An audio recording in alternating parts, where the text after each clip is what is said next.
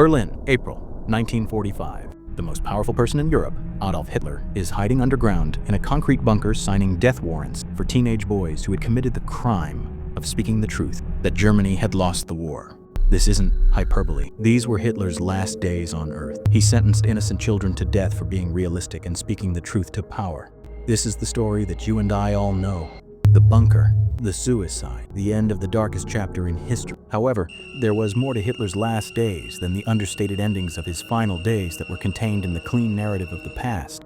In his last 2 weeks of life, while the Red Army closed in on him and as Berlin was burning around him, Adolf Hitler was not only a war loser, but he had completely created an alternate reality so far removed from the world above ground that modern conspiracy theory adherents seem rational in comparison. As a society, we're taught through history that dictators lose power when they run out of resources, that empires are destroyed when their economy collapses, and that a madman's path of destruction will eventually lead to their own demise. History tells a very different story. It tells a story that begins with an event that many people don't consider significant: marriage. Hitler has been living in his underground shelter known as the Führer Bunker for the duration of 4 months, and he is 56 years old at the moment, but he looks to be around 70. His left hand experiences constant tremors. This may be due to a combination of immunity-related problems due to standing very close to his own form of personal treatment during battle and possibly Parkinson's disease. His doctor kept excellent records of each medication that he gives to his patient by writing everything down, similar to how you would track any illicit drug user with a drug problem. Soviet artillery bombardment is taking Berlin down faster than anything we have encountered through modern warfare, bombarding 25,000 shells daily for the purpose of causing destruction.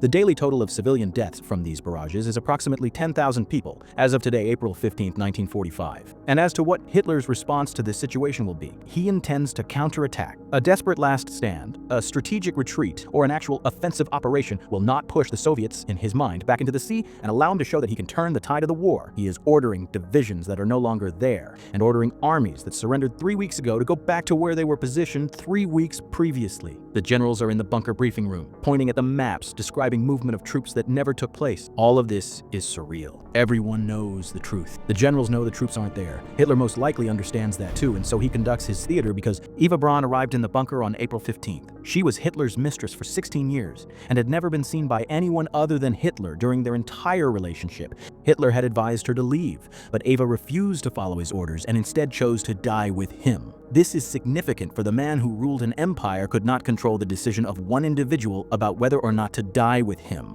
Remember this detail. Now let us look at what is happening in Germany outside of the bunker. The German army has lost, not as in they were losing severely, but in as far as they lost. The last Western front was eliminated in March of this year. The Eastern Front is now non-existent, and there is no Southern Front as the Allies have already gone past the Alps. The Kriegsmarine is sunk in its dock, and the Luftwaffe is conducting suicide missions with pilots trained for only 8 hours, most of whom are teenagers. The logical response to this scenario is to surrender and save the last remnants of the German citizenry from ruin and destruction, and the complete devastation of German cities. Instead, on March 19th, Hitler issued the Nero Decree. This decree is officially known as the Demolitions of Territory in the Reich Decree, with an unofficial purpose to destroy everything: industry, infrastructure, power, water, food, and transportation facilities. In total, the entire manufacturing base of Germany will be destroyed by the German people, so it may then fall into the hands of opposing allies as nothing but charred ruin. Speer's secret, written reasoning for not fulfilling Hitler's command was simple. The Germans were no stronger than a bunch of weaklings, and so they did not deserve to survive to the end of the war. Speer's reasoning is extraordinary in revealing the true motives driving Hitler's final decision. Speer chose to ignore the order because it went against his belief. The daily life in the bunker is increasingly losing all grasp on the real world. He wakes each morning at 10 a.m. and takes his first dose of medications. This consists of glucose injections, Pervitin, a form of methamphetamine, and a variety of other hormones. By 11 a.m., he meets with his generals, who are going to provide him information about armies that are only represented on maps. The generals report to him the positions of the different divisions of the Ghost Army. He spends many of his evenings moving around pins that represent the Ghost divisions. One division in particular, the 9th Army, is of great interest to him because he believes it will save Berlin. He has turned over the last remnants of the 9th Army into Ghost divisions as well. Lunch at 1 p.m. Hitler is a vegetarian not due to concerns around animal rights, but because he believes he has digestive problems from the meat he eats. In reality, his digestive problems are caused by the 28 medications he is currently on, and no one has yet told him this information. Second briefing at 3 p.m. Additionally, more phantom armies and more impossible orders. Evening. Meeting of Hitler's Inner Circle. The discussion is centered on architecture, specifically what types of buildings will be built once the war is over, including the capital of Germany that will be built in Berlin, along with museums, monuments, and boulevards. Germania is Berlin, which has been renamed to be the world capital of the 1,000-year Reich. Hitler discussed the architecture of Germania with his inner circle for more time than he discussed military strategy in his last weeks of life. Plans that have been created still exist, and he has stored the architectural models in the war. He sees the stored models and all plans as a temporary delay in the developing of Germania. It was Adolf Hitler's birthday on April 20th. The leaders of the Nazi Party had an awkward gathering to wish him happy birthday. Hermann Göring, Heinrich Himmler, Joseph Goebbels, Albert Speer, and a few of the military commanders were at the gathering in the underground bunker. The leaders presented their birthday wishes to Hitler and hinted, somewhat gently, that it might be best if he left Berlin and commanded from there. Adolf refused and stated that he would remain in Berlin no matter what the outcome may be, whether he won or died. The atmosphere of the gathering was uncomfortable. They had a birthday cake, but there is no record that Adolf ate any because of his past health problems and fear of being poisoned. By the next day, many of the attendees were gone from Berlin.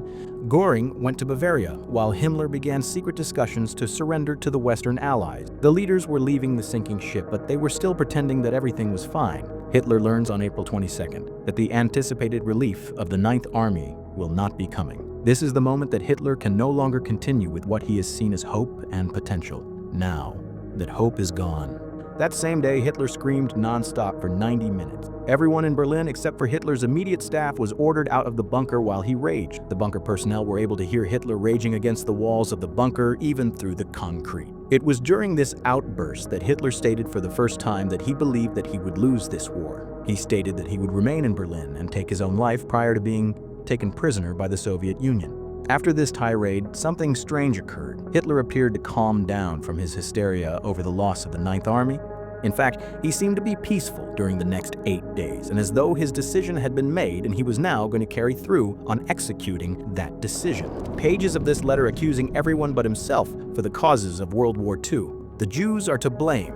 His generals let him down, and the German people weren't strong enough to stand up to Stalin. Hitler claims to feel no regret for anything other than the failure of his vision for Germany and the world. At 1 a.m. on April 29, 1945, Hitler married Eva Braun in a civil ceremony held in the Führer bunker. The civil ceremony was performed by a city clerk, and Joseph Goebbels and Martin Bormann served as witnesses to the marriage. In the marriage registration book, Eva Braun wrote her maiden name, then crossed it out and signed Eva Hitler. Even the wedding certificate bears evidence of how she was feeling that day by displaying very shaky handwriting. Following their marriage, Hitler and Braun toasted their future with glasses of champagne, with the Soviet army only about 300 meters from the bunker. Many people have paused to wonder why Hitler decided to get married during the last moments of his life, after keeping his relationship with Braun a secret for 16 years. Why now make it official? The answer to one question that is the most upsetting: the concern for appearance on Hitler's part. The need to demonstrate a legitimate reason or to have available in historical records proof that a person would voluntarily choose to die along with him. As his spouse, the one last thing he needed to accomplish in his suicide was to have a witness who loved him. On April 30th, around 3:30 p.m., Hitler and Eva Braun went to his private office. He gave Eva clear instructions about how to handle their remains after they die. They are to be burned. No trace will be left that identifies either of them. Eva consumes the cyanide. Hitler uses his gun and has the cyanide there to take if the gun fails him. He didn't trust the cyanide. He was right not to, because Himmler supplied the cyanide and was currently negotiating with the Allies for a separate peace agreement. The two bodies were moved to the garden and placed in a shell crater. Then they were covered with 200 liters of petrol, and the petrol was ignited. The cremation was not complete because the Soviets were moving too quickly. Instead of being buried, the partially cremated remains were interred in a shallow grave by the Red Army 2 days later. For decades, the USSR claimed they could not find the body of Adolf Hitler. They implied that he may have escaped, thus using this uncertainty as a method of propaganda, indicating he could still be alive and living under protection in the West by US forces.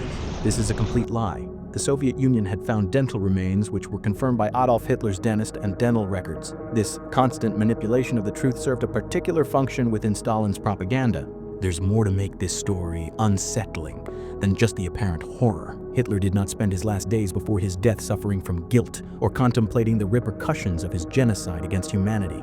Instead, he He planned out structures and moved fictitious armies around a map. His suicide was not an act of contrition, it was an act of pride, refusing to capitulate and to control his last moments in the public eye. The bunker was his last stage performance. He wanted his narrative/history to be of a defiant leader who chose death rather than surrender. Nothing about the Holocaust, nothing about starting World War II. He wanted to be remembered for his last act of will, and on some level, he succeeded. We continue to reference the bunker as if it were a dramatic moment in history. There have been countless movies, documentaries, and even operas made about those last days and about how the suicide became the climactic point of the drama. On April 30th, 1945, he killed himself with a gunshot and capsules of cyanide.